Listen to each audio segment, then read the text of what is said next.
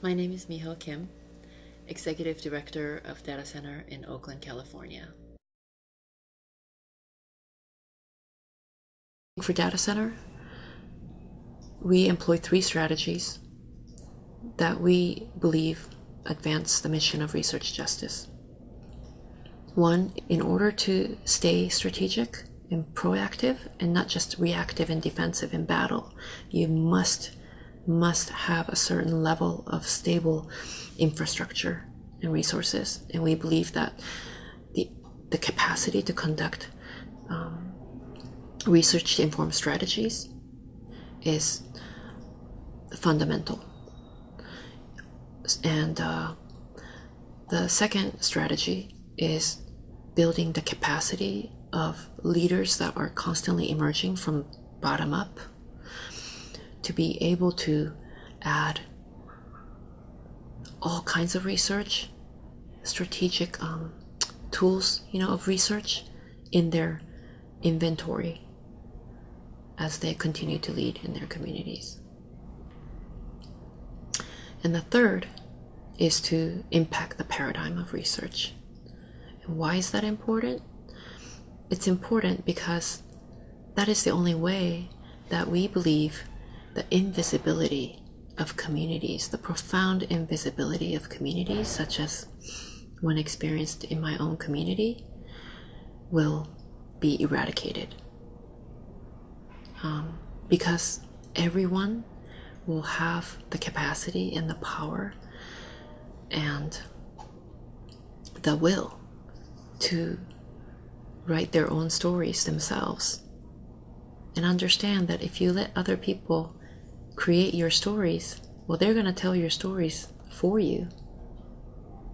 And part of being sovereign is to steward your voice on behalf of your community.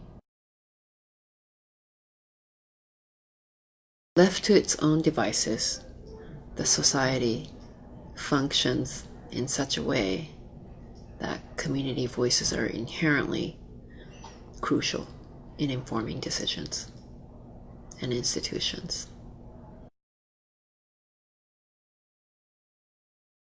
The first 2 decades, the mission was to expose the enemy, so to speak, providing intelligence that were critical in uncovering the hidden agenda of corporations and the state in Latin America to Brazil to Southeast Asia and beyond. In the 3rd decade of its existence, the organization expanded that service mission to include helping communities create their own data and intelligence, which meant, methodically speaking, there was secondary research and there's primary research. In the 4th decade, the organization has created what's called a research justice vision. And it's an outcome of us trying to really understand, where does the benefit of right to know and the benefit of making yourselves visible in data in the way that you wish lead to? What is the purpose for that?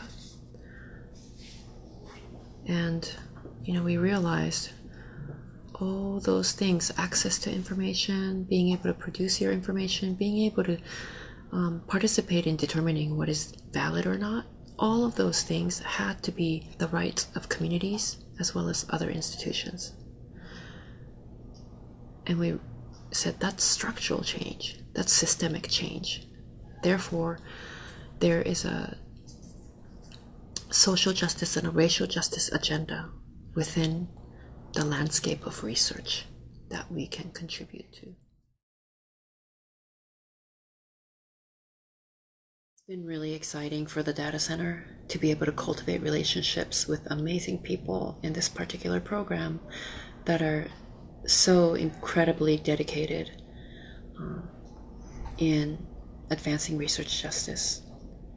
We feel that we have a powerful ally and a friend, and together, the support around research that we provide to our grassroots partners can also be strengthened.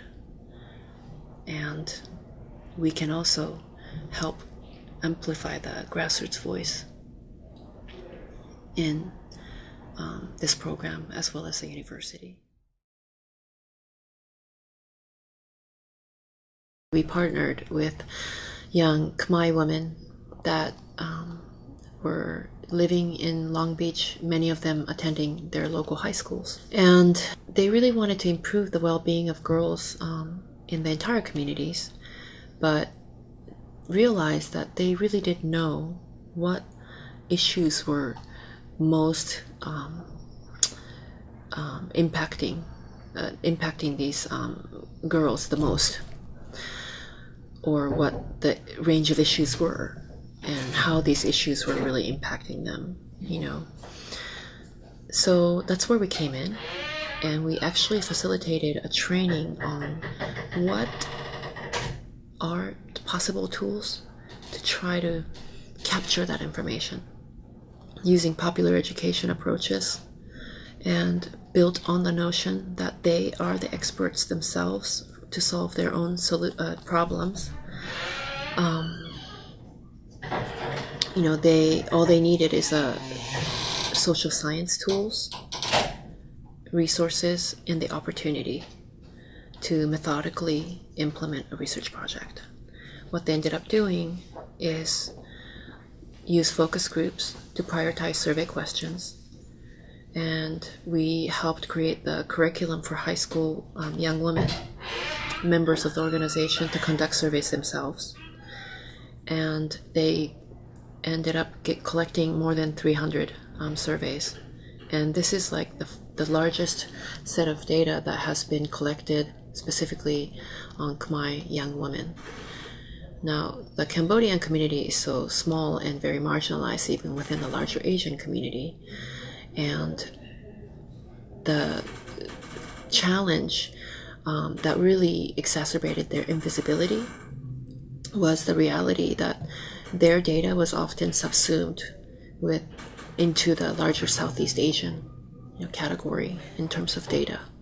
And a lot of service agencies were depending on that set of data to really inform their services that were, many of them very crucial for families to be able to survive. And these girls really paved the way to, inform the agencies proactively about, what are the ways that services could be improved based on, the unified voice of more than 300 young women.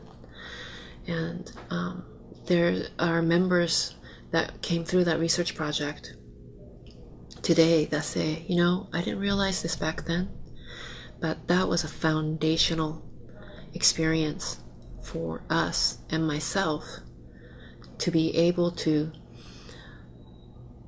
empower our voices based on belief in the truth that our knowledge is relevant and is powerful, without which solutions cannot be achieved.